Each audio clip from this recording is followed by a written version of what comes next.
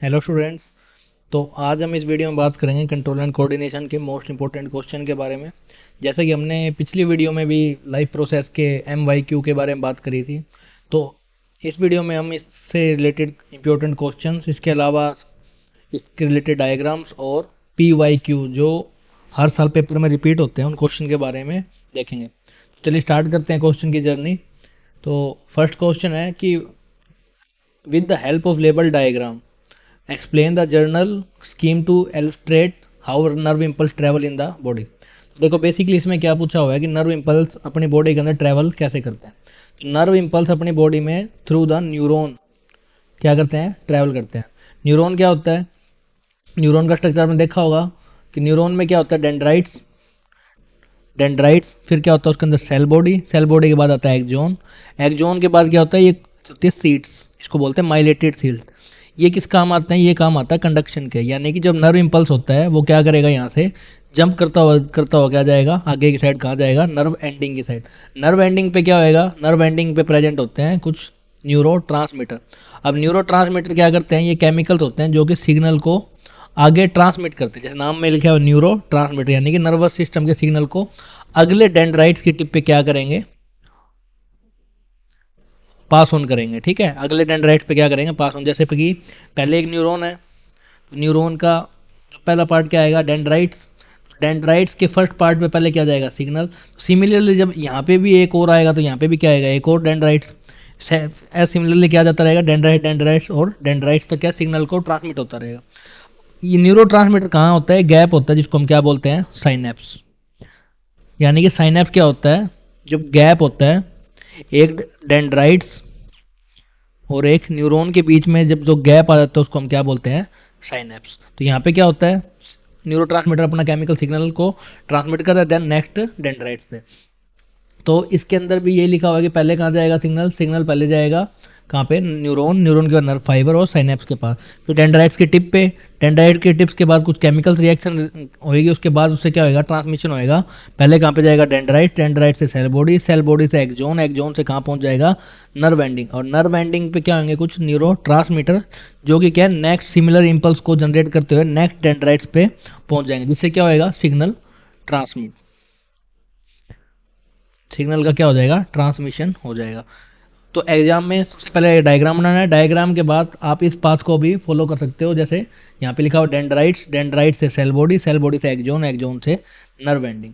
ठीक है, next question कि what are the phytohormones. Basically phytohormones क्या होते हैं, वर्ड क्या आ रहा है, फाइटो, फाइटो यानी प्लांट, और प्लांट के हार्मोन्स को क्या बोलते हैं, फाइटो हार्मोन।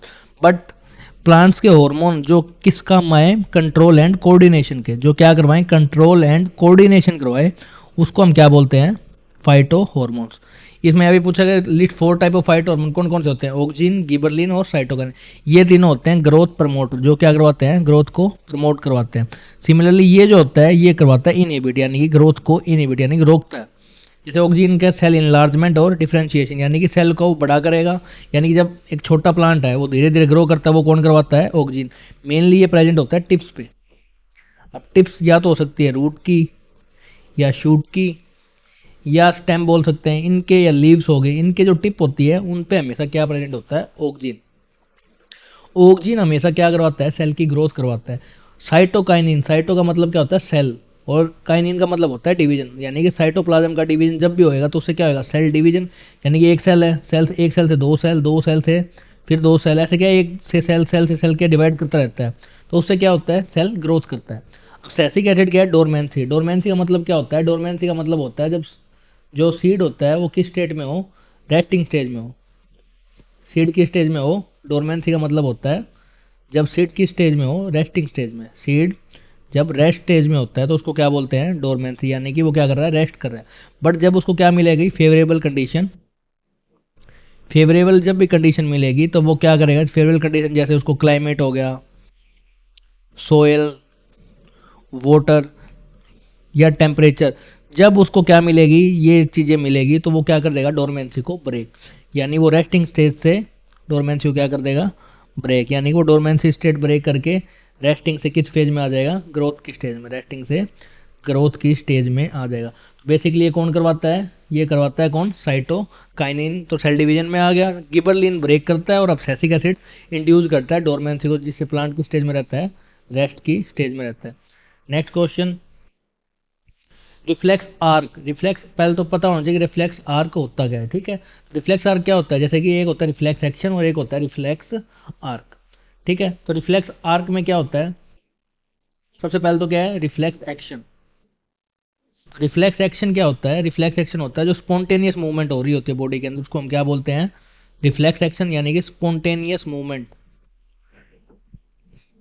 या कोई, जैसे कि ये कोई, जैसे कि कोई ये कोई भी चीज़ क्या है, जैसे यहाँ पे कुछ चीज़ है जो गर्म हो रही है, यानी कि इसका टेम्परेचर बढ़ रहा है, यानी कि कोई तवा लगा लो या कुछ भी है, तो ये क्या है, इसके ऊपर रखा हुआ है इसके तवा, तो मैंने इस पर क्या रखा, अपना हैंड। अब हैंड रखते क्या होएगा, इससे क्या होएगा, मेरे हाथ में कुछ ना कुछ सिग्नल जनरेट होंगे, ठीक है। अब उस सिग्नल जनरेट होने से मैं क्या करूँगा, मेरे हाथ को पुल आउट कर लूँगा वहाँ से, यानी कि हटा लूँगा। ये चीज़ें जो हो रही हैं ये कैसे हो रही होंगी, ये हो रही होंगी किससे, नर्व इम्पल्स की मदद से, ठीक है। मेनली क्या है, ये एक रिफ्लेक्स एक्शन, जैसे कि आप अगर आप कोई भी गर्म तवे पे हाथ रखोगे तो उससे क्या है, स्पॉन्टेनियसली अपना हाथ क्या हो जाएगा, अपने आप पुल आउट हो जाएगा उस एरिया से। वो किसकी वजह से होता है, रिफ्लेक्स एक्शन की वजह से होता है। मेनली एक बात और ध्यान रखनी है कि रिफ्लेक्स एक्शन जो होता है उसके अंदर हमेशा कौन यूज होता है, हमेशा उसमें हमेशा यूज होता है स्पाइनल कोड। क्या होता है, स्पाइनल कोड उसके अंदर यूज होता है। रिफ्लेक्स एक्शन में हमेशा यूज होएगा कौन, स्पाइनल कोड। इसलिए वो क्या होता है, एक तो वो होता है क्विक और एफिशिएंट। अगर उसमें ब्रेन यूज हो रहा है तो ब्रेन यूज होएगा तो ब्रेन तक सिग्नल जाने और आने में क्या लग जाएगा, कब ब्रेन अगर यूज हो रहा है, ब्रेन मेनली एक ही काम आता है कि वो क्या करता है, इन्फॉर्मेशन को स्टोर करता है, ताकि जब फ्यूचर में अगर ऐसा कुछ भी स्टिमुलस अपने बॉडी के अंदर आए तो बॉडी क्या हो जाए, उस चीज़ को लेके क्या रहे, एक्टिव रहे, कि ये चीज़ है, तो हाथों हाथ क्या हो, सिग्नल को स्टोर कर लेती है for future use. But spinal cord क्या करता है, उस सिग्नल को ट्रांसमिट करता है, क्योंकि अगर अगर अपना हाथ उसी जगह पर रहेगा तो उससे क्या हो सकती है, इंजरी।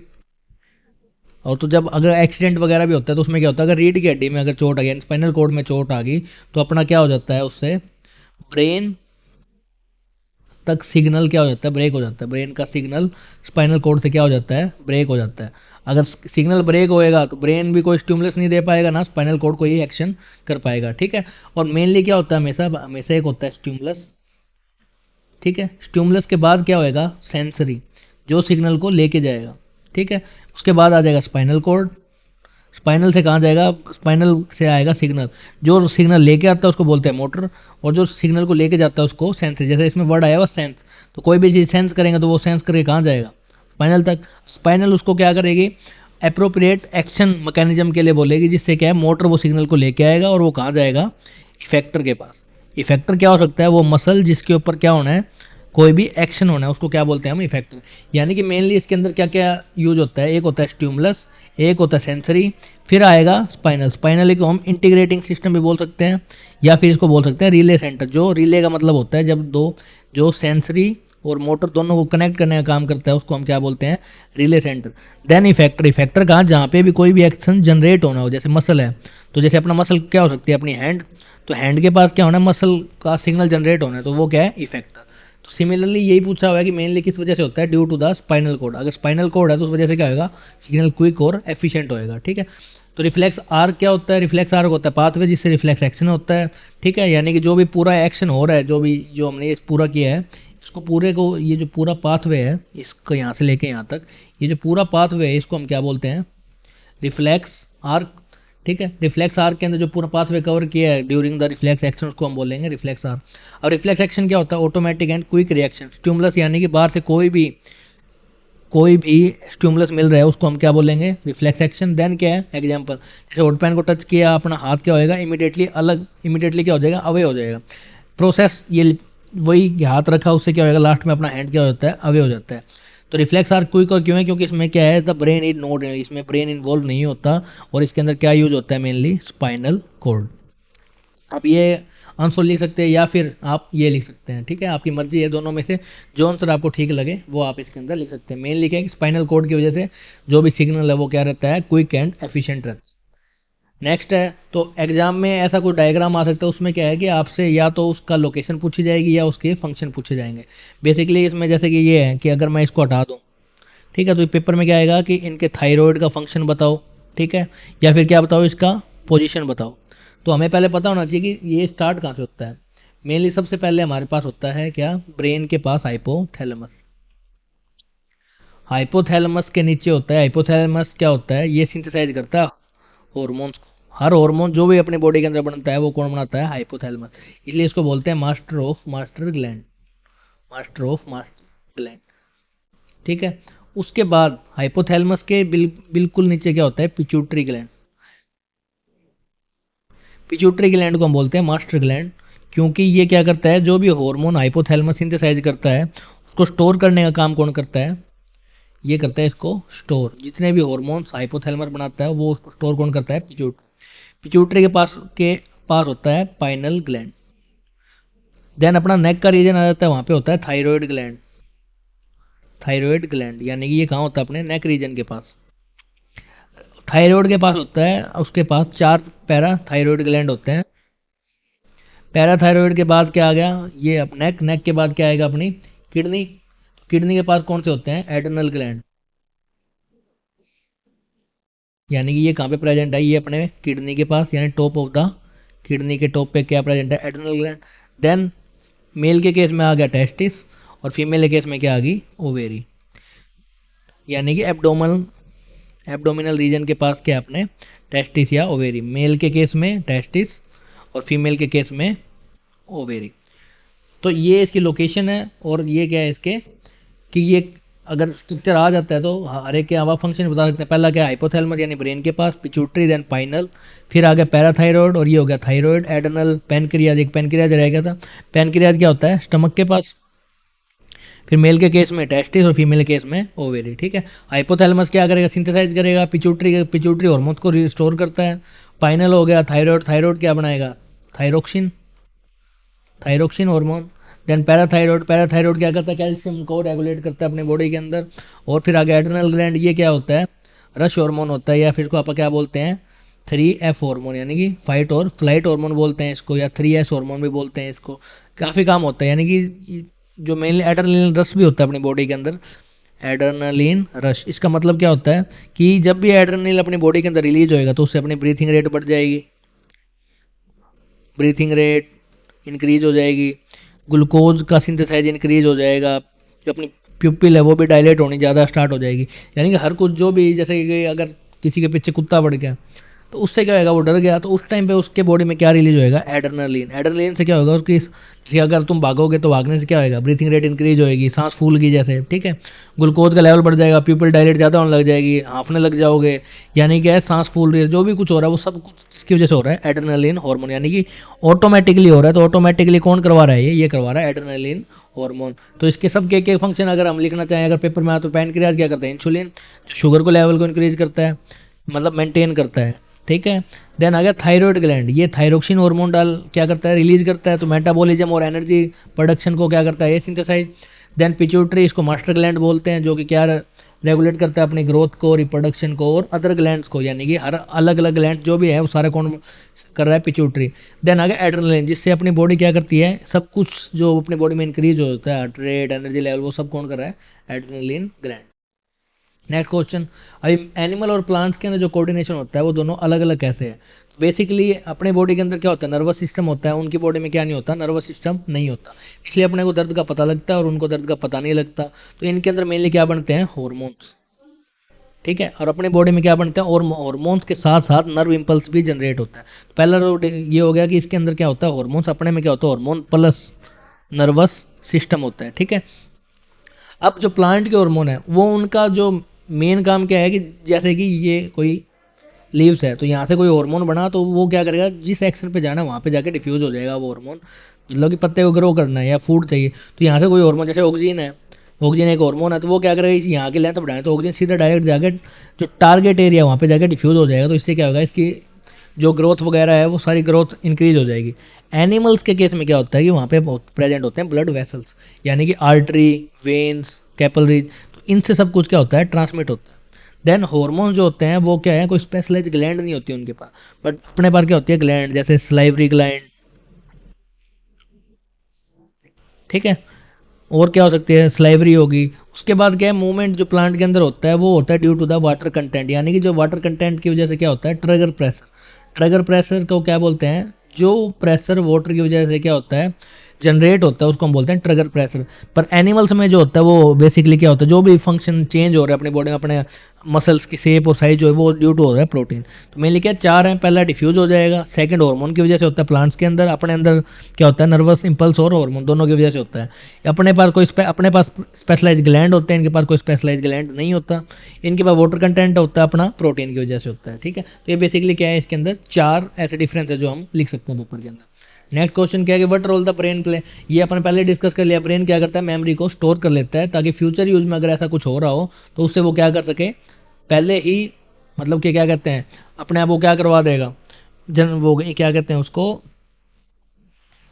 अटेंशन प्रोवाइड करवा देगा, जिससे क्या होगा आप आगे जाके अगर वो स्टिमुलस आ रही है तो उससे क्विकली रिस्पॉन्ड कर सकें। ठीक है, तो what role brain play, brain क्या करता है, brain receive the information and the storage, वो स्टोर कर लेता है ताकि आगे कभी भी ऐसा कुछ एक्सपीरियंस हो तो बैड बॉडी क्या रिएक्टर्स के उसी सिचुएशन में अच्छे से रिएक्ट कर सके। Sorry, how is the smell of incense stick detect, यानी कि अपने बॉडी के अंदर जो अगरबत्ती होती है उसकी स्मेल कैसे आती होगी। तो स्मेल सबसे पहले कहाँ जाती होगी, स्मेल अपने पास मेनली हमारे पास प्रेजेंट होते हैं ओल फैक्ट्री लोब्स। ओल फैक्ट्री लोब्स का काम क्या होता है, वो स्मेल को डिटेक्ट करता है। ठीक है, यूं तो और भी है जैसे गस्टेटरी। तो गस्टेटरी क्या कर रही है, ये अपने जो टंग के अंदर जो भी क्या कहते हैं, स्वीट, शोर, जो भी टेस्ट बड्स में होते हैं तो वो कौन कर रहा है, गस्टेटरी।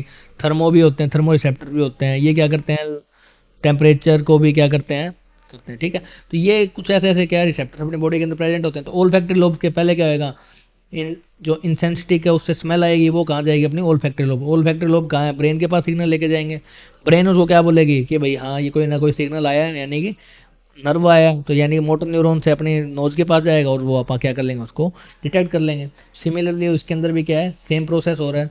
पहले क्या हो रहा है कि ओल फैक्ट्री ऑर्गन्स होते हैं अपने पास, ठीक है, फिर वो कुछ केमिकल रिएक्शन जाएंगे, नर्व इम्पल्स, उससे वो वही कि पहले जाएगी सेंसरी के पास, फिर जाए वो कहाँ जाएगी, रिले के पास। रिले में क्या आएगा, रिले में स्पाइनल कोड, स्पाइनल कोड से ब्रेन, ब्रेन के बाद वो कहाँ चली जाएगी, ब्रेन, ब्रेन उसको क्या करेगा, प्रोसेस करेगा और देन आप उसको स्मेल कर लेंगे भाई वो किस चीज़ की स्मेल है। ठीक है, तो सेम टू सेम ये आंसर आप एग्जाम में लिख सकते हो अगर ये क्वेश्चन रिपीट होता है तो। How do the chemical coordination take place in animal, अब कैसे होएगा। बेसिकली हमने भी बात करी, प्लांट के अंदर जो हार्मोन बनते हैं उनको फाइट हार्मोन बोला। मेनली अपने अंदर क्या होते हैं, हार्मोन्स होते हैं। हार्मोन्स कहाँ रिलीज होते हैं, ब्लड स्ट्रीम में। ब्लड स्ट्रीम के बाद वो टारगेट ऑर्गन के पास, और फिर वो जो भी इफेक्ट दिखाना उसके पास चले जाएंगे। जैसे पिट्यूटरी ने बनाया क्या, इंसुलिन। इंसुलिन यानी कि हार्मोन है, तो ये हार्मोन बन गया। देन ये कहाँ चला जाएगा, अपनी ब्लड स्ट्रीम के अंदर। ब्लड स्ट्रीम के अंदर जाने के बाद अब जैसे कि अपनी बॉडी को क्या चाहिए कि शुगर का लेवल कम हो, क्योंकि इंसुलिन किस काम आता है, शुगर के लेवल को कम करने में। तो वो टारगेट ऑर्गन के पास जाएगा, उसके बाद क्या करेगा, वो शुगर के लेवल को कम कर देगा। यानी कि सबसे पहले वो हार्मोन है अपनी बॉडी के अंदर, हार्मोन से ब्लड स्ट्रीम में। यानी कि अगर इसका एक फ्लो चार्ट बनाए आप, तो सबसे पहले क्या करेंगे, पहले क्या आएगा, सबसे पहले क्या लिखा हुआ है इसके अंदर, हॉर्मोन्स बनेंगे। हॉर्मोन्स कहाँ जाएंगे, हॉर्मोन्स जाएंगे, हॉर्मोन्स कहाँ बन के फिर ये क्या हो जाएंगे, डिटेक्ट होंगे, कहाँ जाएंगे, ब्लड स्ट्रीम के अंदर। ब्लड स्ट्रीम के बाद ये कहाँ जाएंगे, टारगेट ऑर्गन के पास, और देन ये क्या करेंगे, अपने इफेक्ट को शो करेंगे। इफेक्ट को क्या कर देंगे, शो कर देंगे। ठीक है, तो इससे अपने बॉडी के अंदर क्या होगा, कोऑर्डिनेशन होएगा। अगला क्वेश्चन क्या है कि अगर आप बॉडी के अंदर एड्रेनलिन हार्मोन, ये अपन डिस्कस कर लिया कि heart rate increase, breath rate, pupil dilate होएगी, ब्लड फ्लो इंक्रीज हो जाएगा, एनर्जी का जो रिक्वायरमेंट है वो बढ़ जाएगी, क्योंकि अगर आप रनिंग कर रहे हो या कुछ भी कर रहे हो तो उससे क्या है, बॉडी की रिक्वायरमेंट बढ़ती जा रही है। ठीक है, नेक्स्ट क्वेश्चन, ये हमने लाइफ प्रोसेस के अंदर डिस्कस कर लिया था, फिर भी एक बार देख लेते हैं क्वेश्चन को कि जो सोल्ट होता है, आयोडाइज सोल्ट, डॉक्टर क्यों रिकमेंड करता है। तो रिकमेंड इसलिए करता है क्योंकि जो सोल्ट होता है, सोल्ट की वजह से कौन सा जो हार्मोन निकलता है वो निकलता है थायरोक्सिन। और थायरोक्सिन कौन बनाता है, थायराइड ग्लैंड। थायराइड ग्लैंड कहाँ प्रेजेंट होता है अपनी बॉडी में, नेक रीजन में। अगर सोल्ट अपनी बॉडी के अंदर नहीं है तो उससे क्या होएगा कि थायरोक्सिन, यानी कि ये जो एरिया है नेक के पास वाला, तो ये क्या कर रहा होगा, ये स्टिमुलेट कर रहा होगा कि मेरे को क्या चाहिए, सोल्ट चाहिए, ताकि मैं क्या कर सकूं, बीएमआर यानी कि मेटाबॉलिक रेट को, मेटाबॉलिक रेट को क्या कर सकूं, बढ़ा सकूँ या कम कर सकूँ, जो वट एवर जो अपने बॉडी के लिए बेसल मेटाबॉलिक रेट, यानी बीएमआर की फुल फॉर्म क्या है। तो इससे क्या होगा, fat digest, carb digest, protein digest, सब कुछ क्या है, बीएमआर अपनी बॉडी के अंदर जितनी प्रोसेस है डाइजेशन की, वो किसकी वजह से होती है, बीएमआर की वजह से। अब ये तो क्या बोल रहा है थायरोक्सिन कि भाई मेरे को सोल्ट चाहिए, अगर अपनी बॉडी में सोल्ट नहीं है तो क्या ये तो हर बार स्टिमुलेट होएगा। स्टिमुलेट होने की वजह से क्या होगी, यहाँ पे स्वेलिंग आ जाएगी। क्या आ जाएगी, स्वेलिंग, कहाँ पे, नेक रीजन के अंदर। और इस स्वेलिंग को ही क्या बोलते हैं, गोइटर। यानी कि डिजीज कौन सी हो सकती है हमें, गोइटर। अगर ये चाइल्डहुड में हो रहा है तो इसको क्या बोलेंगे, क्रेटिनिज्म। क्या बोलेंगे इसको, क्रेटिनिज्म। जिससे फिजिकल और मेंटल जो ग्रोथ है वो क्या हो जाती है, रिटार्ड, यानी कि रुक जाती है, यानी कि वो क्या हो जाता है, उसका वो दिमाग से यानी ब्रेनलेस मान लो, यानी कि वो अच्छे से काम नहीं कर पाता, जिसकी वजह से क्या है उसको लोग पागल भी बोल सकते हैं। यानी कि शुरू से ही क्या है उसकी बॉडी में क्या है, बीएमआर नहीं हो रही। सेम है इसके अंदर भी, वही आंसर लिखना है कि आयोडीन होता है वो थायरोक्सिन बनवाएगा, या ठीक है, थायराइड क्या कंट्रोल करता है, बीएमआर, मेटाबॉलिज्म, एनर्जी और ग्रोथ। अगर आयोडीन नहीं है तो उसे गोइटर हो सकता है, अगर बचपन में अगर हो रहा है तो उसको बोलते हैं क्रेटिनिज्म, जिसकी वजह से क्या हो जाएगा, फैटीग, यानी उसको थकान हो जाएगी, और जिससे क्या हो सकता है उसकी मेंटल और फिजिकल जो ग्रोथ है वो रुक जाएगी। इसलिए आयोडीन सोल्ट है वो एक इफेक्टिव वे है जिससे कि आयोडीन अपनी बॉडी में पहुंच सके, और कौन सा हार्मोन रिलीज हो सके, thyroxine. Next question, how is the movement in sensitive plant different from the movement in, अभी क्या पूछ रहा है कि जो प्लांट के अंदर जो सेंसिटिव प्लांट्स होते हैं उनकी मूवमेंट और हमारे पैर की मूवमेंट में दोनों अलग कैसे है। बेसिकली सेंसिटिव मूवमेंट है, यानी कि ये इनवॉलेंट्री। अगर पेपर में कभी भी ऐसा कोई क्वेश्चन आए तो उसमें ये देखो कि ये इनवॉलेंट्री और वॉलेंट्री के बीच में ही क्या पूछा हुआ है, डिफरेंस पूछा हुआ है। यानी सेंसिटिव प्लांट है तो वो क्या करते हैं, उनके क्या है, उनके विल के अंदर नहीं है ना ये कि भाई वो मूवमेंट कर सके या ना कर सके। पर अपने मूवमेंट्स जो लेग्स में है, अगर अपने भागना तो आप तेज भी भाग सकते हैं, धीरे भी भाग सकते हैं, धीरे चलना है, तेज चलना है, वो सब अपने पे डिपेंड है। यानी कि ये क्या है, टाइप ऑफ मूवमेंट ये होती है इनवॉलेंट्री, और ये क्या होती है, वॉलेंट्री। सेकेंडली ये मूवमेंट हो क्यों रही है, क्योंकि इसमें कोई टच आया होगा। प्लांट कब करता है, कोई भी उसके पास स्टिमुलस मिले तब वो क्या करता है, मूवमेंट करता है, ठीक है। तो स्टिमुलस किससे आया, या तो उसके टच से आया होगा, या लाइट से आया होगा, या हीट से आया होगा। यानी कि ये ही कुछ बेसिक तरीके होते हैं जिसके अंदर से स्टिमुलस जनरेट हो सकता है प्लांट्स के अंदर। सिमिलरली लेग्स अपने जो है उसमें मूवमेंट कैसे होती है, ये सब अपने नर्वस सिस्टम के अंदर कंट्रोल हो गया, यानी कि सीएनएस के अंदर आता है। यानी कि जब स्पाइनल कॉर्ड और ब्रेन दोनों आपस में कोऑर्डिनेट करते हैं तब अपने मूवमेंट होती है लेग्स के अंदर। मैकेनिज्म क्या है, ये होता है वाटर प्रेशर, जो हमने पहले भी पढ़ा था, यानी ट्रैगर प्रेशर, यानी मूवमेंट होता है वाटर की वजह से। पर जो मूवमेंट इन लेग्स है वो किसकी वजह से होता है, वो होता है मसल कॉन्ट्रैक्शन की वजह से। यानी कि मसल के अंदर कुछ प्रोटीन्स बनेंगे, और प्रोटीन की वजह से क्या होएगा, कॉन्ट्रैक्शन। ठीक है, नेक्स्ट क्वेश्चन कि write the function of each plant hormone. अब क्या है, ये प्लांट हार्मोन के सबके अलग अलग फंक्शन बताने हैं। ऑक्सीजन का बताया था, ये क्या करवाएगा, हर एक के टिप पे प्रेजेंट होएगा, यानी कि ग्रोथ करवाएगा, promote cell growth. Phototropism, phototropism का मतलब, फोटो मतलब होता है हमेशा लाइट। जहाँ पे भी फोटो वर्ड आता है साइंस के अंदर, उसका मतलब, अगर बायोलॉजी की बात कर रहा हूँ, अगर फोटो वर्ड है उसका मतलब होता है लाइट। ट्रोपिज्म का मतलब क्या होता है, ग्रोथ। क्या मतलब होता है, ग्रोथ। तो यानी कि ये लाइट की तरफ, यानी कि लाइट जहाँ से भी आएगी सनलाइट से, ये क्या करवाएगा, ग्रोथ। लेटरल बर्ड ग्रोथ का क्या होता है, लेटरल बर्ड यानी कि जो साइड से इसकी जो ग्रोथ होती है उसको भी क्या कराता है, रोक देता है। ठीक है, उसके बाद गिबरलिन, एपिकल डोमिनेंस का मतलब कि टिप पे प्रेजेंट होएगा तो एपेक्स पे क्या कराएगा, ये ग्रोथ कराएगा, तो उसको क्या बोलते हैं, एपिकल डोमिनेंस। गिबरलिन प्रमोटर, यानी कि ये क्या कर रहा था, सीड के डोरमेंसी को ब्रेक कर रहा था और ग्रोथ करवा रहा था। फ्रूट के साइज को इंक्रीज कर देगा, सीड जर्मिनेशन करवाएगा। साइटोकाइनिन क्या करवाएगा, सेल डिवीजन, यानी और सेल डिवीजन करवा दे, साइटो यानी सेल, काइनिन मतलब डिवीजन, और ग्रोथ कराएगा। जब सेल डिवाइड करेगा तो उससे क्या होगी, ग्रोथ। और क्या है, सेंस करवाएगा, यानी कि जो प्लांट के अंदर जो डेथ आती है उसको भी क्या करवा देगा, डिले कर देगा। और क्या करेगा, लेटरल ब्रांच, यानी साइड की जितनी ब्रांच आती है उनको भी क्या करवाना स्टार्ट कर देगा, ये ग्रोथ करवाना स्टार्ट कर देगा। उसके अलावा अब्सेसिक एसिड है, ये क्या करेगा, प्लांट के अंदर इंड्यूस करता है किसको, डोरमेंसी को, यानी कि प्लांट जो रेड फेज में जाता है वो ड्यू टू द अब्सेसिक एसिड। ठीक है, ये कुछ फंक्शन है इनके, आप पढ़ लेना इसको, और एग्जाम में अगर इनमें से रिलेटेड या तो आ सकते हैं एमसीक्यू, या क्या आ सकते हैं सेम टू सेम क्वेश्चन भी रिपीट होने के चांस है। नेक्स्ट क्वेश्चन है कि what is difference between nastic and trophic movement. Nastic और ट्रोपिक मूवमेंट, अब इसमें क्या है, ट्रोपिक, ट्रोपिक का मतलब क्या होता है, ग्रोथ मूवमेंट। ठीक है, तो नेस्टिक का मतलब, नेस्टिक का मतलब होता है जिसके अंदर ग्रोथ ना हो रही हो, ग्रोथ यानी कि ये डिपेंड नहीं करता स्टिमुलस पे, लेकिन ये डिपेंड करता है स्टिमुलस के ऊपर। तो देख लेते हैं नेस्टिक और ट्रोफिक। तो नेस्टिक कब करेगा, ये डिपेंडेंट नहीं होता किस पे, कि स्टिमुलस पे, स्टिमुलस आए या ना आए ये क्या शो करेगा, ग्रोथ करेगा। बट ट्रोपिक मूवमेंट क्या होता है, ये डिपेंड होता है लाइट के ऊपर, या कोई भी ऐसे स्टिमुलस के ऊपर जिससे क्या हो सके, ग्रोथ। लाइट हो सकता है, हवा हो सकती है, वाटर हो सकता है, ठीक है। तो इन पे डिपेंड करता है कि किस टाइप का स्टिमुलस इसको मिल रहा है। बट इसमें स्टिमुलस की रिक्वायरमेंट होती है, उसके बिना ग्रोथ हो नहीं सकती किसमें, ट्रोफिक मूवमेंट के अंदर। अब नेचर ऑफ मूवमेंट क्या है, ये नॉन डायरेक्शनल है, ठीक है। नॉन डायरेक्शनल मतलब कि जैसे कि इसमें एग्जांपल दे रखा है ओपनिंग एंड क्लोजिंग फ्लोवर, ये किसी पे डिपेंड नहीं, ये कोई भी डायरेक्शन में ओपन हो सकते हैं। आपने कभी देखा है कि भाई फ्लोवर है वो कोई एक डायरेक्शन में ओपन हो, नहीं, ये हमेशा नॉन डायरेक्शनल मूवमेंट होती है। लेकिन ये क्या है, डायरेक्शनल, यानी कि अगर जैसे कि यहाँ पे सूरज है तो ग्रोथ कहाँ हो रही होगी, इस साइड हो रही होगी, ठीक है। तो यानी कि इसके अंदर क्या होगा, अगर एक साइड ग्रोथ ज़्यादा होती है इसके अंदर, यानी कि अनइवन ग्रोथ होती है दोनों साइड के अंदर। क्यों, अगर मान लो सूरज यहाँ है तो ये वाला टिप ज़्यादा ग्रोथ करेगा, अगर ये वाला है तो ये ज़्यादा ग्रोथ करेगा, ठीक है। ये क्या है, इसके अंदर क्या होता है, अनइवन ग्रोथ, यानी कि हर जगह अलग अलग तरह। लेकिन इसके अंदर क्या होता है, इसके अंदर जो ग्रोथ होती है वो इवनली होती है, क्योंकि पूरा प्लांट ग्रो करता है due to the turgor pressure. Example एक थिकमोनेस्ट, यानी कि टच की वजह से ट्रिगर प्रेशर जनरेट होता है, वो क्या है, नेस्टिंग मूवमेंट। यानी अगर आपने टच में नोट प्लांट को छुआ तो अगर तो आपने यहाँ हाथ लगाया तो पूरी की पूरी पत्तियां क्या हो जाती हैं, श्रिंक कर जाती हैं, यानी कि, ठीक है। क्योंकि आपने टच तो एक जगह किया, लेकिन क्या हुआ, पूरा पूरा प्लांट के अंदर जितनी पत्तियां थी सारी श्रिंक कर गई, उसको बोलते हैं थिग्मोनेस्टी। इसका एग्जांपल क्या होगा, फोटोट्रोपिज्म, यानी कि ग्रोथ कहाँ हो रही है, टुवार्ड द लाइट्स, ठीक है। इसके अलावा क्या है कि ट्रॉफी मूवमेंट कौन कौन से टाइप की होती है, जैसे कि मैंने पहले भी डिस्कस किया था इसके बारे में। एक हो गया फोटो यानी कि लाइट की साइड, एक हो गया जियो यानी किसकी साइड, ग्रेविटी की, हाइड्रो यानी वाटर की, और कीमो यानी केमिकल्स की। फोटो के अंदर अगर क्या कर रहा है, वो या तो टुवार्ड जाएगा या क्या जाएगा, अवे। अगर टुवार्ड द लाइट जा रहा है मतलब कि सन की साइड जा रहा है तो वो क्या होगा, पॉजिटिव। पॉजिटिव क्या था, फोटोट्रोपिज्म। अगर वो अवे जा रहा है यानी कि रूट की साइड जा रहा है तो वो क्या होगा, नेगेटिव।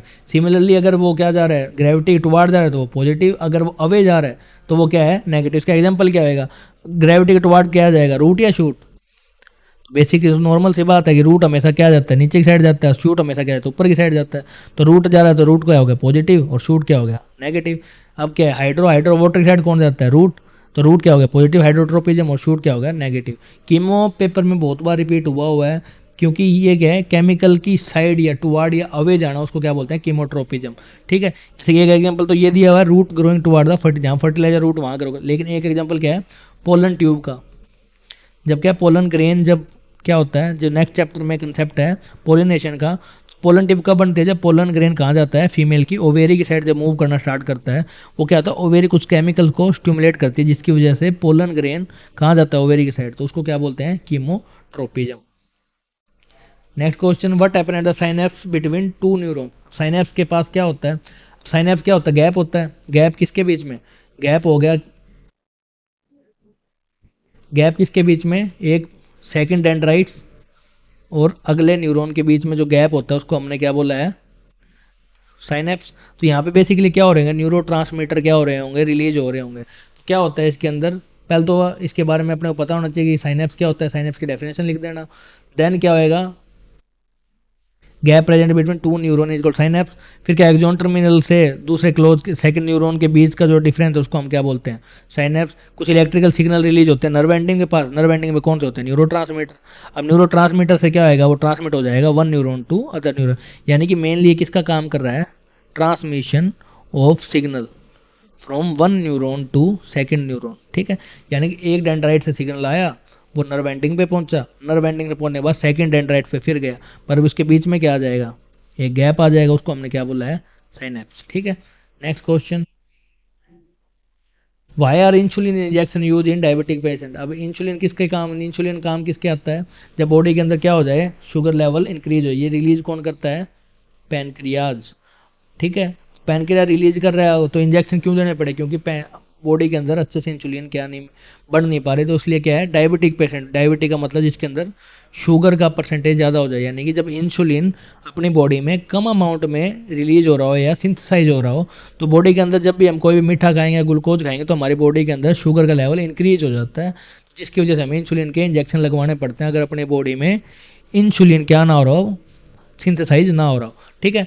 बेसिकली इंसुलिन किसके काम आता है, मेटाबॉलिज्म, यानी कि शुगर के डाइजेशन के अंदर, ठीक है। तो ये क्या करता है, ब्लड शुगर को कम कर देगा, और क्या करेगा, अब ब्लड शुगर होता है किसमें, शुगर होता है ग्लूकोज के अंदर। अब क्या, कुछ जो लोग होते हैं वो डायबिटीज होते हैं, यानी कि उनके अंदर इंसुलिन की जो अमाउंट है वो कम होती है, यानी प्रोड्यूस होती भी है या फिर नहीं भी होती। उसको कंपनसेट करने के लिए यानी कि उसको मेंटेन करने के लिए इंजेक्शन दिए जाते हैं इंसुलिन के, ताकि बॉडी के अंदर जो ग्लूकोज का लेवल है वो क्या रह सके, मेंटेन रह सके। Next, what happen in a spinal cord injury. अब स्पाइनल कॉर्ड किसका काम कर रहा था, सिग्नल ट्रांसमिशन का। तो नॉर्मल सी बात है, अगर ये इंजर हो जाएगा तो क्या हो, ब्रेक हो जाएगा सिग्नल ब्रेन और स्पाइनल के बीच में, तो जिसकी वजह से क्या नहीं हो पाएगा, रिफ्लेक्स एक्शन नहीं हो पाएगा। Next question, what is the nervous mechanism and hormonal mechanism. दोनों के बीच में डिफरेंस क्या है, नर्वस और हार्मोनल। अब क्या होता है कि नर्वस है, मेनली नर्वस नाम आ गया तो इसमें क्या इन्वॉल्व हो रहा होगा, नर्वस सिस्टम यानी कि ब्रेन और स्पाइनल कॉर्ड।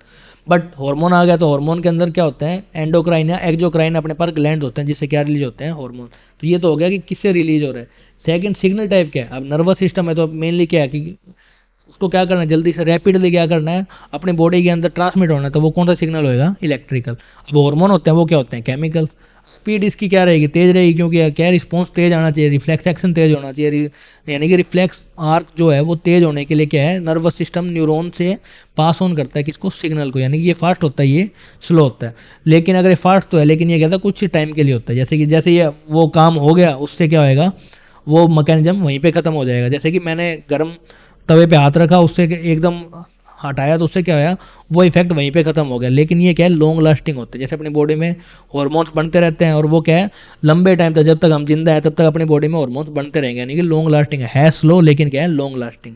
तो ऐसे ही जब भी कोई भी चीज़ की तैयारी करो तो वो क्या है, स्लो करो लेकिन क्या करो, लॉन्ग लास्टिंग, ना कि थोड़े टाइम के लिए। टाइप ऑफ एक्शन क्या है इसके अंदर, ये होता है रैपिड, और ये क्या होता है, बहुत तेज होता है, ये लंबे टाइम तक चलता है। उसका एग्जांपल क्या हो गया, ये पुलिंग एंड वाला हो गया, इसमें क्या ग्रोथ, मेटाबॉलिज्म और स्ट्रेस वाला, ये क्या है, इसके कुछ examples. Next question, how are involuntary and reflex action are different. तो इसमें क्या, इनवॉलेंट्री अपने विल के अंदर नहीं होता और रिफ्लेक्स एक्शन भी क्या है, अपने विल के अंदर नहीं होता, ठीक है। ये तो हो गया कॉमन सी बात। पर ये क्या, एएनएस के अंदर आता है, ये अपने स्पाइन रिफ्लेक्स एक्शन आ गया, ये किसके अंदर आता है, स्पाइनल। एएनएस क्या होता है, एएनएस होता है जिसके अंदर सब कुछ क्या हो, ऑटोमेटिकली इंक्रीज हो रहा हो, यानी कि सिम्फेटिक और पैरासिम्फेटिक सिस्टम इसके अंदर आते हैं। इसके अंदर क्या आता है, पैरासिम्फेटिक और सिम्फेटिक सिस्टम। जो भी अपनी बॉडी, जैसे कि अगर तुम एग्जाम की तैयारी करो, तो अगर आप एग्जाम से एक रात पहले डर लगता है, यानी क्या होता है, सब कुछ इंक्रीज होना स्टार्ट होता है, यानी दिल की धड़कन, डाइजेस्टिव सिस्टम, भूख भी नहीं लगती। धीरे धीरे धीरे सब कुछ क्या होता है, एग्जाम देने के बाद नॉर्मल हो जाता है। तो वो किसके अंदर आता है, एएनएस के अंदर। जो इंक्रीज हो रहा है उसको बोलते हैं सिंपैटिक, और जो धीरे धीरे क्या होता है, नॉर्मल बॉडी क्या हो जाते हैं, सिंपल नॉर्मल फॉर्म में आ जाती है, तो उसको क्या बोलते हैं, पैरासिम्पैटिक सिस्टम, ठीक है। तो ये कंट्रोल किसके हैं, ये एएनएस के, ये स्पाइनल के। रिस्पॉन्स टाइम इसमें क्या है, ये स्लो भी हो सकता है, फास्ट भी हो सकता है, डिपेंड करता है कि एक्शन कैसा है, ठीक है। बट ये क्या होता है, हमेशा फास्ट होता है। अगर ये फास्ट नहीं होएगा तो अपने को क्या हो सकती है, इंजरी हो सकती है। एग्जाम्पल, हार्ट बीटिंग, ब्रीथिंग, ठीक है, ये अपने कंट्रोल में नहीं है। पर pulling hand from A hot surface, ये क्या है, अपने कंट्रोल में, ये फास्ट होना जरूरी है। कॉम्प्लेक्सिटी क्या है, ये मोर कॉम्प्लेक्स होता है, ये क्या होता है, सिंपल। जैसे कि नॉर्मल लाइफ में भी आप अगर इसको यूज कर रहे हैं, जनरल करेक्टर होता है ये अपने ह्यूमंस का, क्या, रिफ्लेक्स एक्शन। नेक्स्ट क्वेश्चन, अगर आप ये लिखना चाहो तो ये लिख देना, अगर ये लिखना चाहो तो ये लिख देना, दोनों सेम सी बात है। ये भी एक बार मैं डिस्कस कर लेता हूँ। इनवॉलेंट्री एक्शन क्या होता है, जो अपने थिंकिंग पे नहीं होता, इसके अंदर मस्कुलर मूवमेंट होती है और ब्रेन कंट्रोल करता है, ठीक है। जैसे कि हार्ट बीट, ब्रीथिंग, ये सब क्या होता है, इनवॉलेंट्री। पर रिफ्लेक्स एक्शन क्या होता है, अनकॉन्शियस होता है और ऑटोमेटिक होता है, ठीक है। ये क्या, स्पाइनल कोड, यहाँ पे ब्रेन यूज हो गया, यहाँ पे स्पाइनल कोड, यानी कि इसमें दोनों चीज यूज हो सकती है। इसमें क्या, स्पाइनल कोड। एग्जाम्पल दे रखा है, eyes close due to the, जैसे कि अपनी आंख बंद हो जाती है जब भी ब्राइट ब्राइट इंटेंस लाइट अपने आंख के ऊपर जब भी क्या करती है, रिफ्लेक्ट करती है, ठीक है। तो ये क्या होता है, इमरजेंसी से कनेक्टेड होता है। जैसे पैन पे, गर्म पैन पे अपन ने हाथ रख दिया, ठीक है।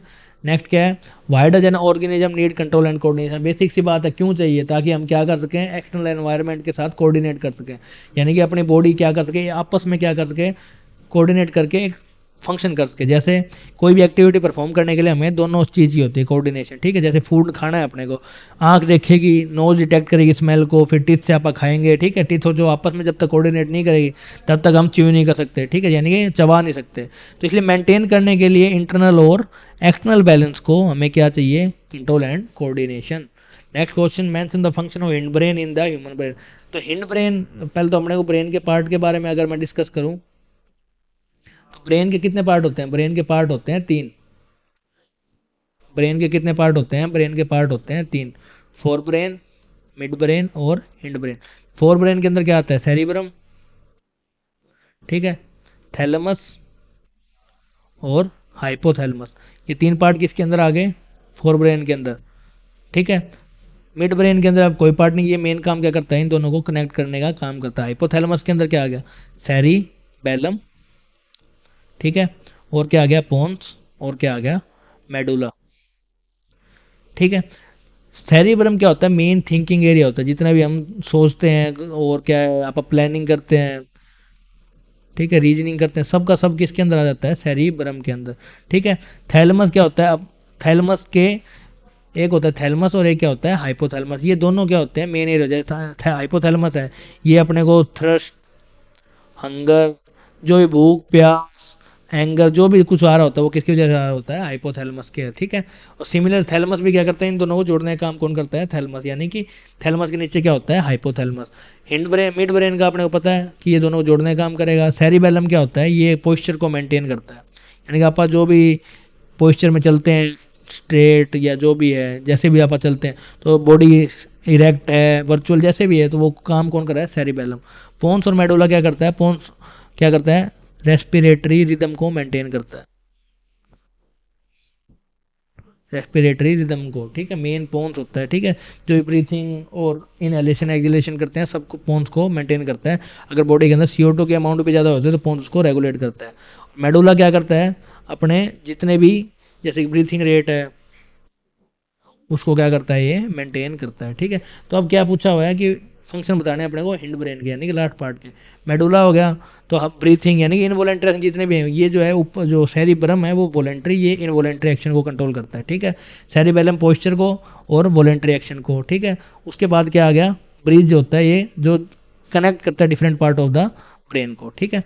तो ये आप आंसर सेम टू सेम क्या पेपर के अंदर आता है तो सेम टू सेम रिपीट कर सकते हो। अब है कि हार्मोन कौन कौन से बॉडी के अंदर रिलीज होते हैं, तो ये तो शायद आपको पता है। पहला आ गया इंसुलिन, इंसुलिन कौन बनाता है, पैनक्रियाज। अब ये बताया था एब्डोमिनल रीजन के पास होएगा। ये क्या करेगा, दो हार्मोन बनाता है, कौन कौन से, एक तो बना दिया, मतलब कि पैनक्रियाज की बात कर रहा हूँ, ये इंसुलिन बनाएगा और ये क्या बनाएगा, एक ग्लाइकोजन, ठीक है। तो इंसुलिन क्या करेगा, ये शुगर लेवल को कम करेगा और ग्लूकोज को एब्जॉर्ब करेगा। सेकंड क्या है, एड्रेनलिन, ये एड्रेनल ग्लैंड के पास होता है और यानी किडनी के ऊपर की साइड। फाइट और फ्लाइट हार्मोन बोलते हैं इसको, यानी कि हार्ट रेट, ब्लड प्रेशर और एनर्जी जो भी है सब कुछ कौन इंक्रीज करता है, एड्रेनलिन।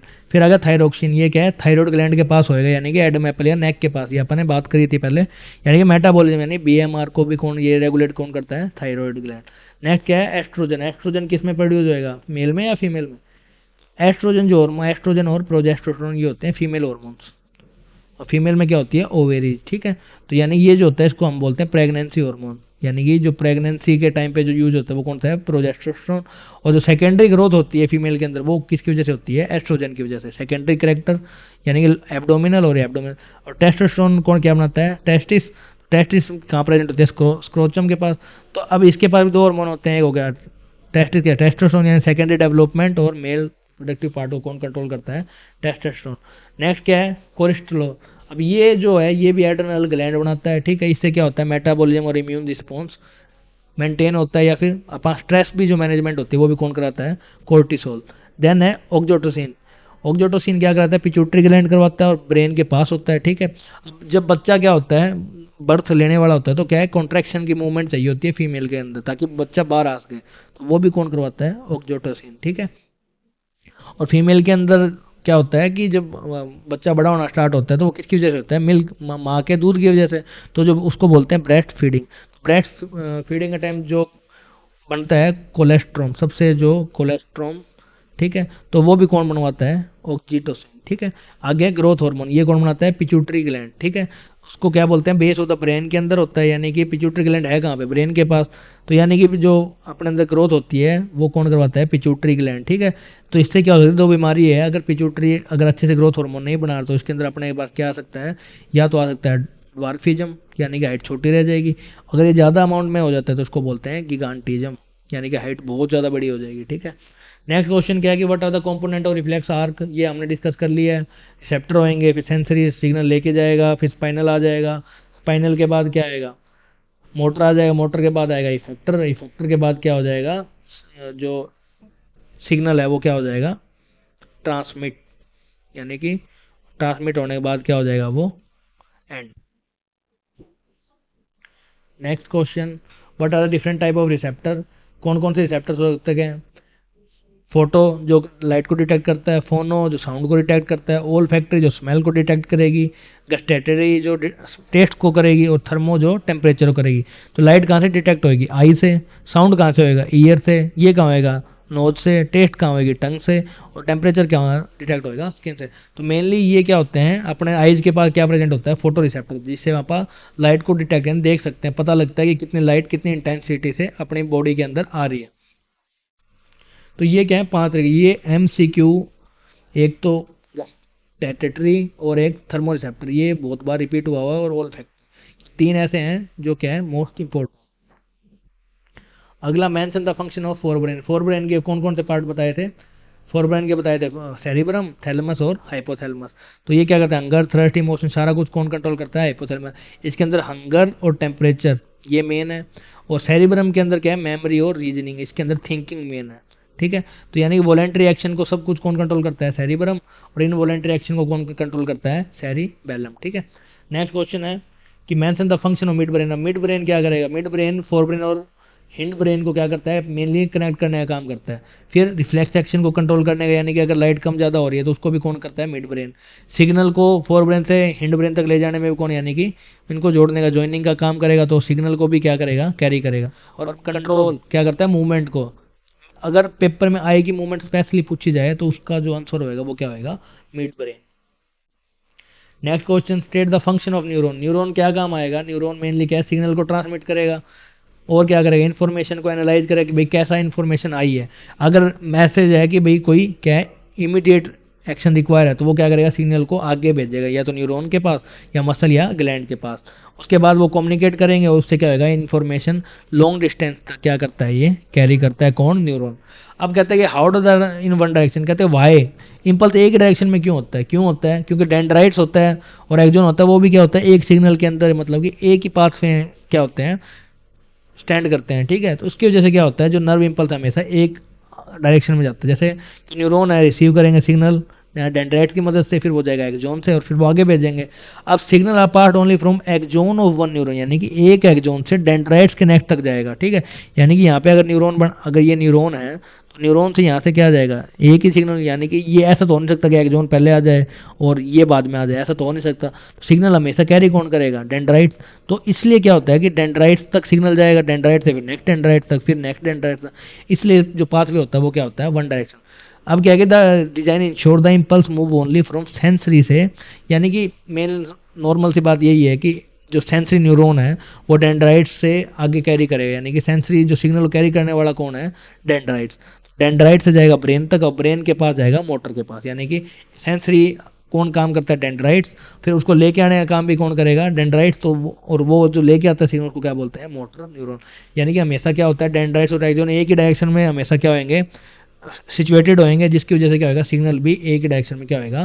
फ्लो करेगा। What is the difference between cerebrum and the cerebellum? अब ये अपन थर्ड बार रिपीट करते हैं इस क्वेश्चन को। पहले तो ये लार्जेस्ट पार्ट होता है, ये सेरिब्रम के नीचे होएगा। अब ये वॉलेंट्री एक्शन को कंट्रोल करता है, ये क्या करेगा? इनवॉलेंट्री एक्शन को कंट्रोल करेगा। ठीक है, अब ये क्या, जितनी भी इंफॉर्मेशन जाती है सेंसरी, सुनना देखना, वो सारा कौन करा है? सेरिबेलम। अब ये क्या होता है? जो अपने मूवमेंट होती है वो स्मूथ रहे, उसका काम कौन करता है? सेरिबेलम। डिसीजन मेकिंग का काम किसका है? सेरिब्रम का। और बॉडी मूवमेंट का काम किसका है? सेरिबेलम का। ठीक है, तो मेनली क्या है? इसके 4 फंक्शन है। ये 3 नंबर का क्वेश्चन 2018 में रिपीट हुआ है। ठीक है, नेक्स्ट क्वेश्चन है कि name the tissue providing control and coordination in the. अब टिश्यू पूछ रहा है। टिश्यू क्या होता है? टिश्यू होता है जो क्या होता है? सेल। सेल के बाद क्या बनता है? टिश्यू। तो अपने पास कौन से होते हैं? नर्वस टिश्यू होते हैं, यानी कि नर्वस टिश्यू से क्या बनता होगा? न्यूरॉन। तो न्यूरॉन को क्या करता है? सिग्नल को ट्रांसमिट करता है। ठीक है, तो यानी कि न्यूरॉन होता है, न्यूरॉन इलेक्ट्रिक सिग्नल को कम्युनिकेशन के लिए यूज करता है, ताकि क्या हो सके?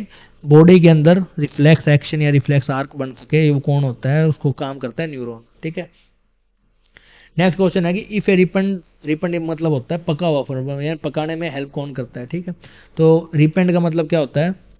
पका हुआ फ्रूट। उसको अगर हम एक बास्केट के अंदर रखते हैं तो क्या होएगा और किस वजह से होएगा? ठीक है, तो अब क्या है कि अगर रिपेंड फ्रूट को आप एक बास्केट के अंदर रखते हैं तो वो क्या होएगा? मेनली जो इथाइलिन हार्मोन होता है प्लांट के अंदर, वो रिलीज होना स्टार्ट होता है, और उसको वो क्या कर देगा? तो उससे वो जो प्रोसेस है वो हो जाएगी स्पीड अप। क्योंकि इथाइलिन जितना ज़्यादा प्रोड्यूस होएगा उससे क्या होएगा कि वो जो रो फ्रूट है वो बहुत जल्दी से किस में कन्वर्ट हो जाएगा, पका हुआ फ्रूट को क्या बोलते हैं मेरे को पता नहीं, बट क्या हो जाएगा, रो फ्रूट से वो एक पका हुआ फ्रूट्स के अंदर कन्वर्ट हो जाएगा। और ये इथाइलिन हार्मोन ही होता है जो क्या होता है रिपनिंग ऑफ द फ्रूट, जैसे कि बनाना के रिपनिंग में भी कौन हेल्प करता है, ethylene hormone. Next question, define chemotropism, ये हमने डिस्कस कर लिया है। कीमो कीमो मतलब केमिकल, ट्रोपिज्म मतलब ग्रोथ, यानी कि केमिकल की साइड जब भी कोई ग्रोथ होगी उसको क्या बोलेंगे, कीमोट्रोपिज्म। एग्जांपल क्या हो सकता है, पोलन ट्यूब की मूवमेंट ओव्यूल या ओवेरी के टुवार्ड, अगर वो उस साइड मूव कर रहा है तो उसको बोलेंगे पॉजिटिव, अगर उस साइड मूव नहीं कर रहा तो उसको क्या बोलेंगे, negative chemotropism. Answer the following, which hormone is responsible for the change notice in the female at the puberty. अब प्यूबर्टी का मतलब फीमेल जब मैच्योर होना स्टार्ट होती है उसके अंदर हार्मोन रिलीज होना स्टार्ट होता है। मेनली ये फीमेल के अंदर कौन करवा रहा होगा, ओवेरी। ओवेरी के अंदर कौन से दो हार्मोन होते हैं, एक तो होता है ओस्ट्रोजन और एक प्रोजेस्टेरोन, ठीक है। तो इन हार्मोन की वजह से क्या होगा, चेंजेस आएंगे। ड्वार्फिज्म, ये हमने डिस्कस किया था किसके अंदर, ग्रोथ हार्मोन के अंदर यानी पिट्यूटरी के अंदर। नेक्स्ट क्या है, ब्लड शुगर, ये अगर is rise due to the deficiency of which hormone, किस हार्मोन की वजह से होएगा ये, इंसुलिन, ठीक है। आयोडीन नेसेसरी, किस iodine necessary for which hormone, किसके लिए होएगा ये, थायरोक्सिन, किसके लिए होएगा ये, थायरोक्सिन, थायराइड ग्लैंड के अंदर। ऑस्ट्रोजन हो गया, सेकंड क्या, ग्रोथ हार्मोन, फिर क्या इंसुलिन, और फिर क्या गया, थायरोक्सिन हार्मोन। अब क्या है, name the hormone responsible regulation of carbohydrates, किसके लिए ये, यानी कि बीएमआर की बात करें, बीएमआर किसके अंदर था, थायरोक्सिन के अंदर। Calcium phosphate, blood pressure, blood pressure कौन कर रहा होगा। इसके अलावा क्या है, water and electrical balance, mainly क्या है कि पहला होगा थायरोक्सिन। पैराथायरॉयड के बारे में अगर हम बात करें तो ये मेनली किसको रेगुलेट कर रहा होगा, ये रेगुलेट करता है कैल्शियम और फॉस्फेट को। उसके बाद आ गया एड्रेनल हार्मोन, ठीक है, वो क्या है, मतलब अपना जो ब्लड प्रेशर, हार्ट रेट, जो भी सब कुछ इंक्रीज हो रहा होता है वो किसकी वजह से हो रहा होता है, एड्रेनलिन हार्मोन की वजह से। अगला क्या था, इलेक्ट्रोलाइट्स, इलेक्ट्रोलाइट्स यानी कि बॉडी के अंदर सोल्ट का और वाटर का बैलेंस करना, उसको क्या बोलते हैं, इलेक्ट्रो या आयन, साल्ट की जगह हम अच्छा वर्ड यूज कर सकते हैं, आयन का मेंटेनेंस करना वो कौन कराता है, एडीएच, एडीएच यानी कि एंटी ड्यूरेटिक हार्मोन, एडीएच ही बोल सकते हैं, ठीक है। तो इस हार्मोन की वजह से अपनी बॉडी के अंदर किसका बैलेंस होता है, वाटर एंड इलेक्ट्रोलाइट्स का। नेक्स्ट क्वेश्चन क्या है, why root set positive geotropic. अब रूट को क्यों बोलते हैं जियो पॉजिटिव, क्योंकि वो क्या करता है, मूवमेंट करता है टुवार्ड द का ग्रेविटी। शूट को अगर मैं यहाँ पे क्वेश्चन को चेंज कर दूं, रूट की जगह लिख दूं, shoot is said to be negatively geotropism, क्यों, क्योंकि शूट क्या करेगा, अपोजिट साइड में जाएगा, कहाँ पे, ग्रेविटी के, तो उसको हम क्या बोल देंगे, नेगेटिवली जियोट्रोपिक। सेम इसके लिए, यानी कि पॉजिटिव क्यों है, क्योंकि वो ग्रो करता है टुवार्ड द ग्रेविटी, अब वो जाएगा सोइल के अंदर, सोइल के अंदर जाकर फिक्स हो जाएगा, तो जिससे क्या होएगा, प्लांट के अंदर जो वाटर होता है उसको एब्जॉर्व कौन करवाता है, रूट, और सारे न्यूट्रिएंट को भी कौन एब्जॉर्व कराता है, रूट। तो इसकी वजह से क्या होएगा, ग्रोथ होएगी, और वो कहाँ जा रहा है, ग्रेविटी की साइड, तो इसलिए इसको क्या बोलेंगे, पॉजिटिव। शूट को नेगेटिव क्यों बोलेंगे, क्योंकि वो कहाँ जा रहा है, opposite the gravity. Explain how oxygen help in bending of the stem toward the light. अब ऑक्सीजन का क्या होता है कि ऑक्सीजन, जैसे कि अगर ऑक्सीजन हार्मोन क्या करता है, ग्रोथ करवाता है टिप के ऊपर। अब इसका एक काम क्या है कि जैसे भी, जैसे कि ये प्लांट यहाँ से आया, स्टिमुलस आया, तो ये क्या करेगा, इसको ग्रोथ करवाएगा। अब इसका क्या होता है कि जब ये ग्रोथ करवाएगा तो ये हमेशा लाइट की साइड करवाएगा, तो जो सेकंड जो एरिया होता है वो क्या रह जाएगा, ग्रोथ नहीं होती उसके पास, यानी कि इसके अपोजिट में यहाँ पे है, जैसे यहाँ पे ऑक्सीजन हार्मोन रिलीज हो रहा है तो ये कहाँ चला जाएगा, शिफ्ट हो जाता है यहाँ पे, यानी कि यहाँ अगर लाइट पड़ रही है तो वो अपोजिट डायरेक्शन में क्या होना स्टार्ट हो जाता है, ग्रोथ डायरेक्शन होती है हमेशा ऑक्सीजन की अपोजिट डायरेक्शन। अगर अपोजिट डायरेक्शन में होएगा तो एक साइड क्या रह जाएगा, स्टेडी, ठीक है, स्टेडी यानी कि झुकाव, यानी कि यहाँ पे ज़्यादा ग्रोथ होगी तो ये ज़्यादा झुकेगा, तो यहाँ पे क्या होएगा, अंधेरा सा हो जाएगा, यानी कि डार्कनेस ज़्यादा रहेगी।